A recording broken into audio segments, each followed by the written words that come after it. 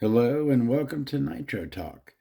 Today we're going to take a look at the SMT 25 race version. This isn't a real thing. This is an engine that I put together for buggy racing back in the day. If you're into nitro engines, nitro vehicles, anything at all to do with the nitro side of the RC hobby, please give me a like and subscribe. I would really appreciate it.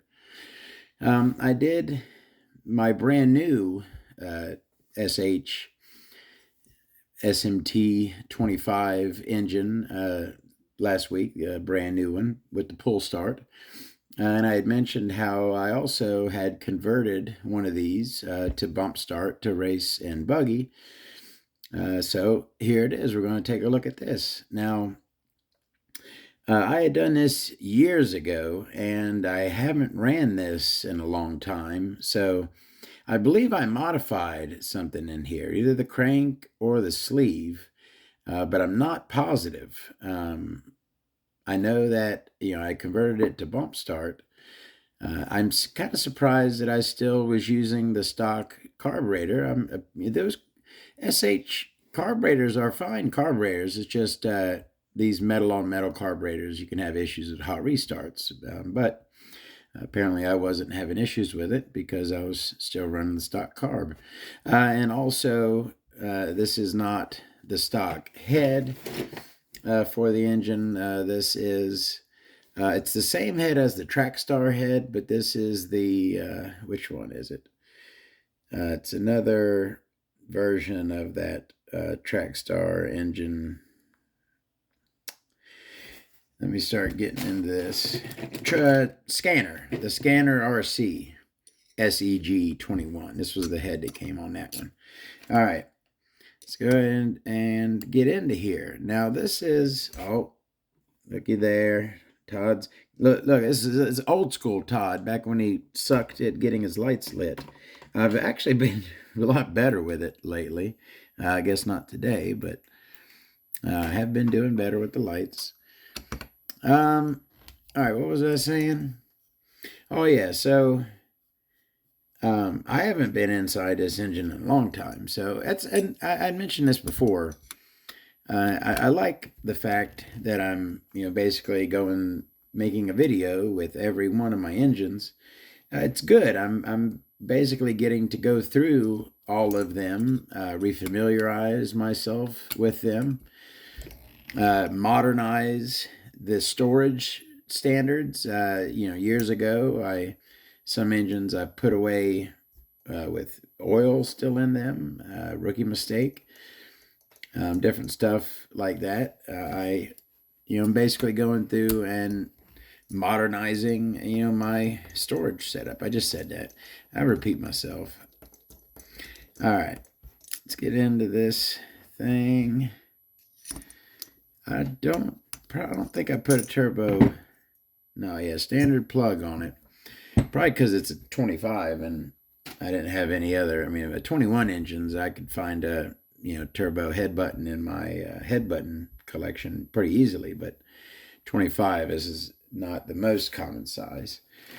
We got Phillips on the back here, which, it's not those shallow 2mm that I hate, but it's not the 2.5 cap heads that I prefer.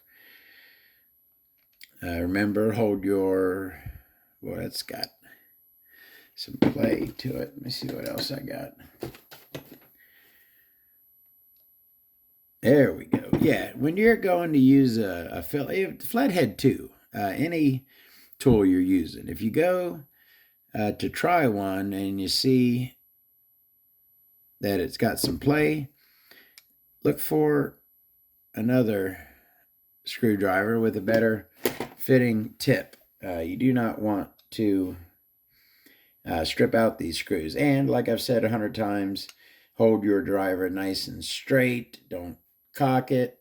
Hold what you're unscrewing from firmly. Hold your screwdriver firmly in the other hand, and nice and straight.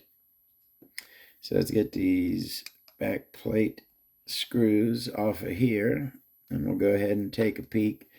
and see exactly what I did to this thing. Maybe nothing. Maybe I just put the bump start back plate on it. I really do not remember. All right, let's go ahead and pull our head button off here. And we can raise the piston and remove our back plate. Oh no, this is the scallop fanged crank, so the crank is stock.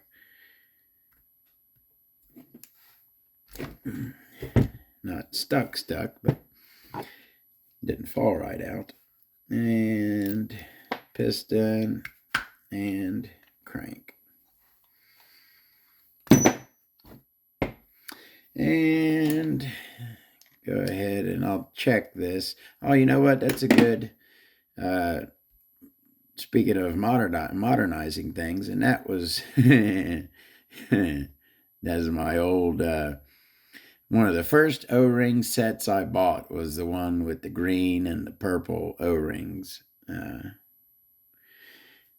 Well, I slathered that green slime on there. All right. So, all right, that's the, and I'm not going to get, well, I mean, not everyone saw the, maybe not everyone who's watching this watched the, bump start SMT 25 video. So I guess we'll go over everything again. Cheap, no-name front bearing, steel rear bearing. Not a whole lot special about this crankcase. Steel pinch bolt with a bolt, not a screw. It looks like, I swear that looks like a groove for an O-ring down there, but there's no O-ring in it. Now, yeah, there's an O-ring mounted to the bottom of the carburetor, so you really don't need an O-ring down there. But like I said, I could swear that looks like a groove. I wonder, let me just see something real quick. See what I got in here.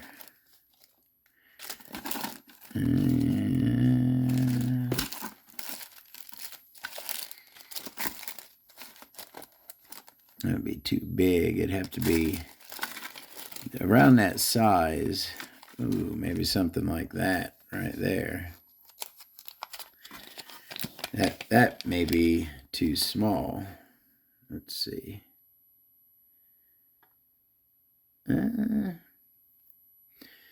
There's my pick.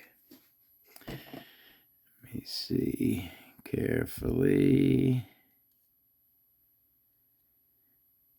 It's wanting to spin around on me.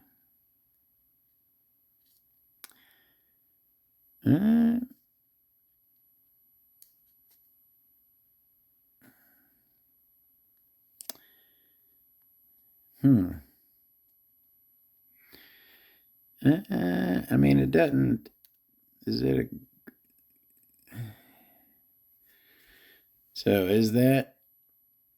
I mean, it's nah. That's not. I mean, that O-ring isn't the right size, anyways. The proper O-ring, if there is a groove down there, would be slightly larger than that O-ring. But anyways, I'm getting off track here.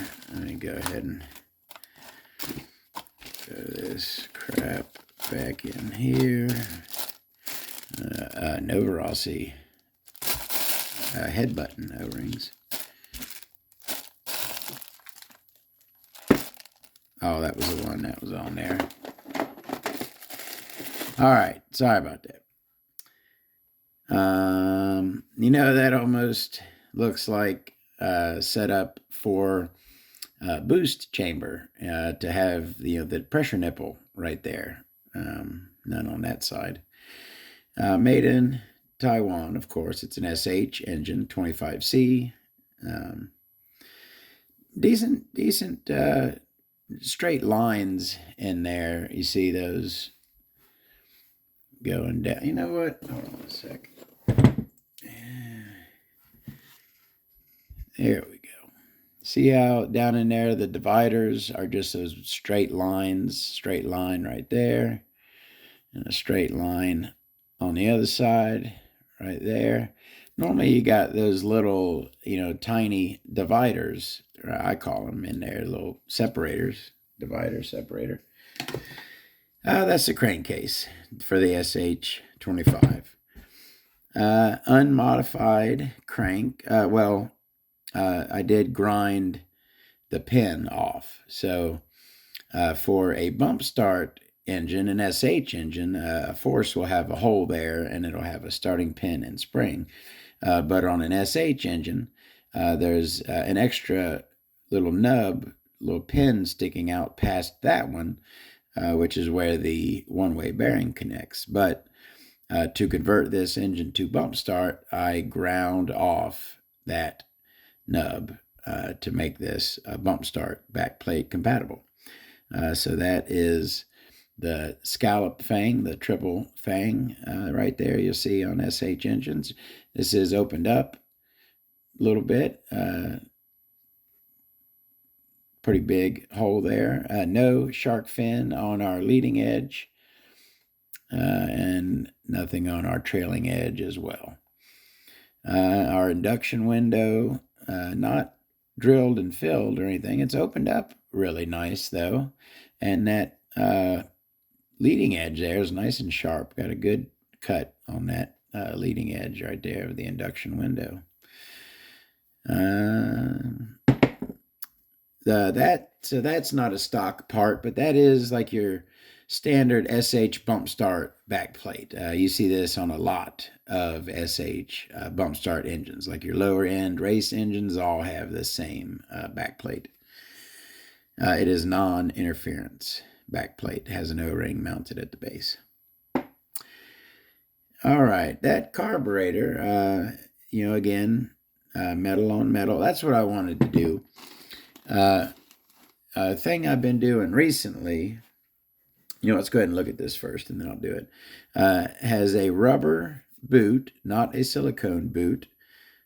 So you know what?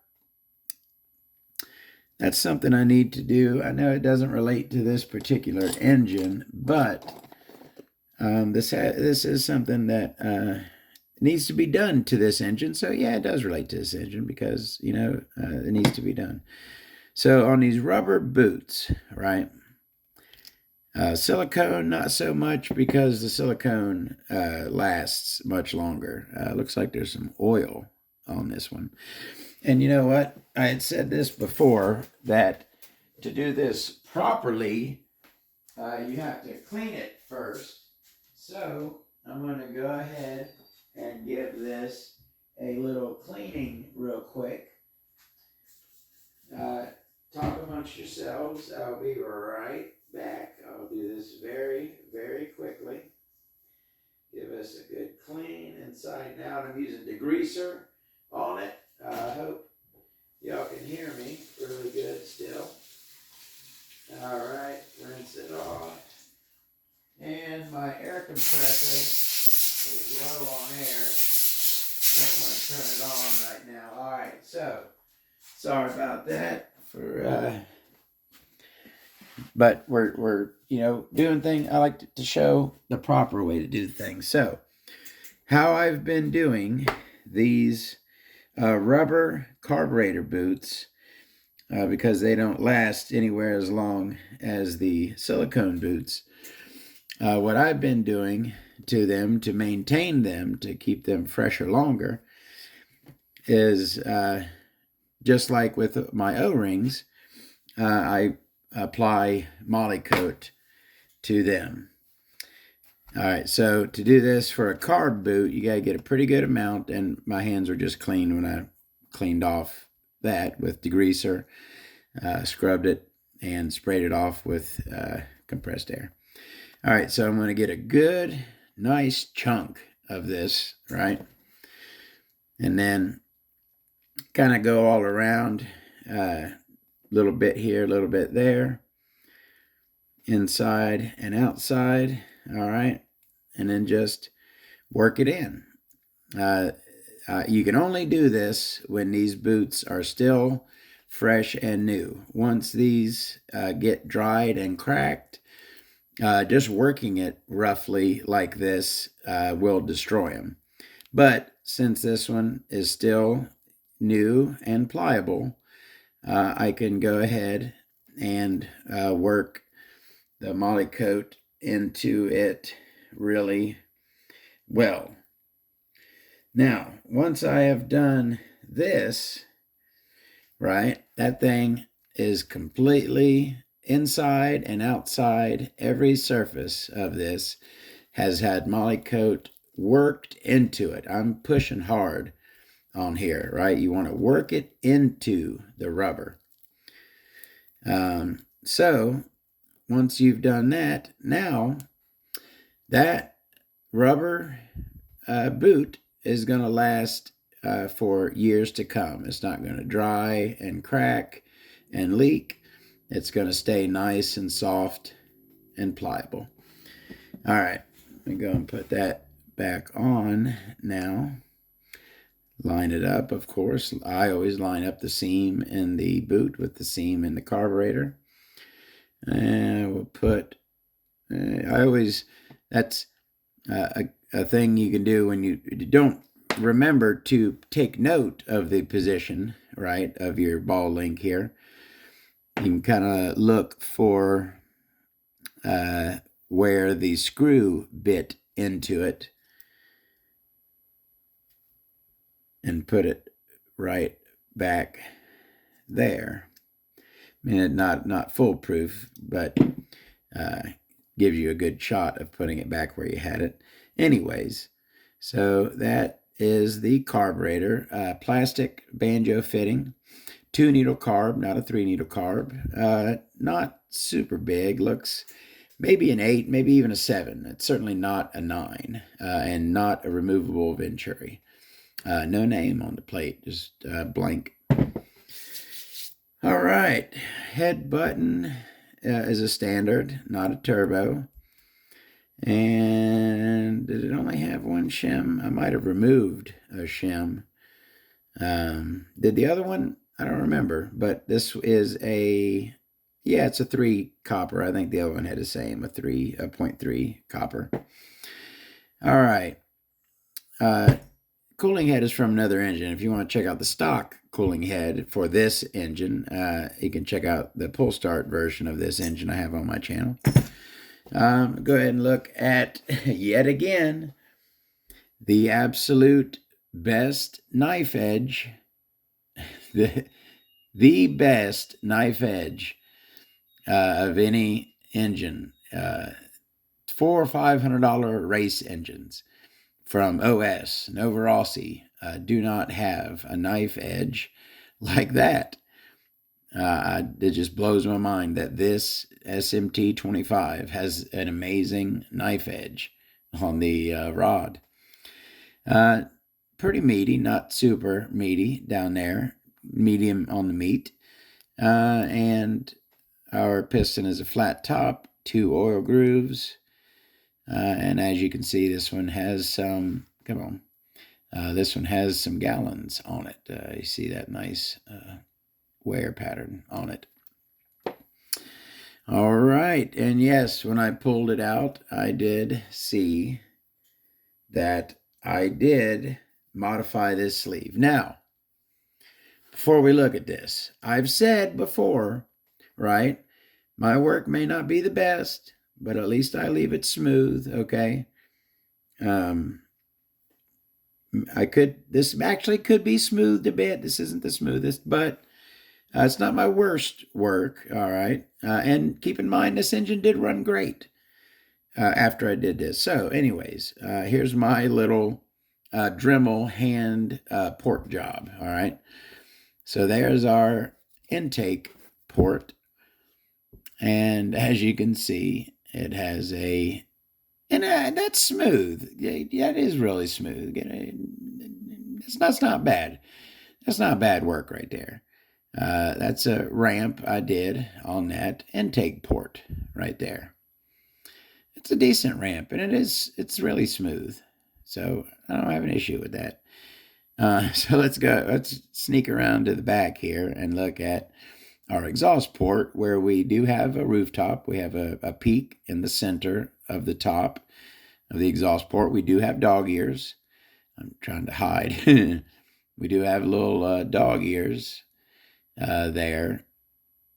There you go. You can see it. Small dog ears on the exhaust, and not a super tall exhaust on that one. Pretty wide, not super tall. All right. Let's go ahead and look at the side Schnurly ports here. We do have two of them.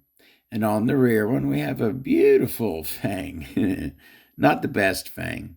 I could smooth that out a little more, but that's my fang. Always the fangs go on the port nearest the exhaust. So that's one side, and then that is, come on, the other. That's my little fang job on that one. So there is the SMT 25 sleeve intake port with a little homemade ramp on it. And then our Schnurly ports with a little Todd hand Dremel cut fang on it, on both sides, of course. Two twin Schnurly side ports on here. And this port here could have been ramped as well. I didn't go that far. I could put a nice little ramp on those ports right there. Anyways, that is that. We looked at everything. This engine does run good, and it still runs good.